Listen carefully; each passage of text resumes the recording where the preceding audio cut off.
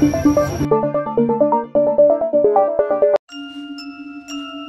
jantung Kelurahan Katangka, Kecamatan Somba Opo, Kabupaten Goa, terbentang sebuah kawasan sakral yang diselimuti suasana mistis Kompleks Makam Raja-Raja Goa. Di sanalah bersemayam para raja besar dari Kerajaan Goa, termasuk Sultan Hasanuddin, sang ayam jantan dari timur. Tak jauh dari sana berdiri kokoh sebuah masjid kuno, Masjid Tua Katangka, yang menjadi saksi bisu peradaban Islam dan sejarah panjang kerajaan. Masjid ini dibangun pada abad ke-17, konon menggunakan campuran putih telur dan batu karang sebagai bahan perekat dinding. Para jemaah sering merasakan hawa dingin yang tidak biasa ketika memasuki area masjid, terutama menjelang malam. Tapi kisah-kisah paling menyeramkan justru datang dari kompleks makam yang hanya berjarak beberapa langkah dari mimbar masjid. Awal kutukan, warga Katangka mempercayai bahwa makam ini dijaga oleh sosok gaib yang disebut Anakaranuang, penjaga tak kasat mata yang hanya akan menampakkan diri kepada orang-orang tertentu. Sosok ini diyakini adalah roh kesatria yang dulunya bertugas melindungi para raja bahkan setelah mereka wafat. Puluhan tahun lalu, seorang pemuda dari Makassar bernama Arman, mahasiswa sejarah yang terlalu berani, datang ke kompleks makam dengan tujuan menulis skripsi tentang kerajaan Goa.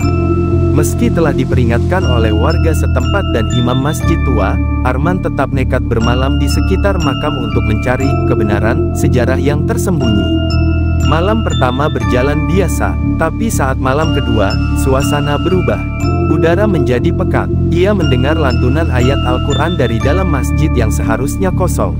Ketika ia menghampiri masjid, pintu kayunya berderit pelan seolah terbuka sendiri. Di dalam, ia melihat bayangan putih berdiri di dekat mimbar. Sosok itu tidak bergerak, hanya menunduk, lalu lenyap perlahan, menyisakan bau kemenyan dan suara gemerincing rantai.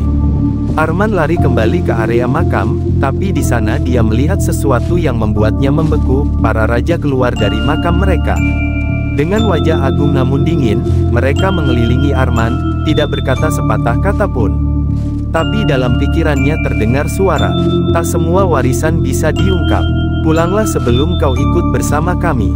Arman ditemukan oleh warga keesokan harinya dalam kondisi linglung, berbisik tak henti-henti tentang mata ketujuh yang telah dibuka. Masjid dan gerbang gaib. Penjaga Masjid Tua Katangka, Haji Daeng Ranu, juga menyimpan kisah yang ia rahasiakan selama bertahun-tahun.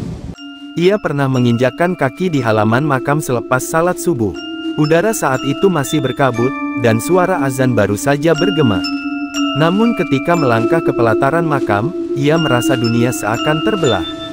Di hadapannya, kompleks makam berubah menjadi istana kerajaan lengkap dengan prajurit dan raja yang sedang memimpin sidang. Hanya berlangsung beberapa detik, namun cukup membuatnya lemas. Sejak itu, Haji Daeng tak pernah lagi datang ke area makam sebelum matahari benar-benar muncul. Pantangan dan pesan leluhur, warga sekitar tahu betul bahwa tempat itu bukan sekadar pusara, melainkan gerbang antara dunia nyata dan alam arwah. Ada pantangan-pantangan yang tidak boleh dilanggar. Dilarang berbicara sembarangan. Jangan mengambil batu atau daun dari sekitar makam. Jangan bersuah foto atau merekam video tanpa izin adat. Karena menurut kepercayaan setempat, setiap benda di sana punya penunggu. Bahkan masjid tua yang terlihat damai siang hari, menjadi tempat pertemuan para arwah raja saat malam. Hingga kini, kompleks makam Raja-Raja Goa dan Masjid Tua Katangka tetap berdiri dengan megah, sekaligus angker. Bagi yang percaya, tempat ini adalah gerbang spiritual penuh wibawa dan misteri. Dan bagi yang nekat, tempat ini bisa menjadi awal dari mimpi buruk yang tak pernah berakhir.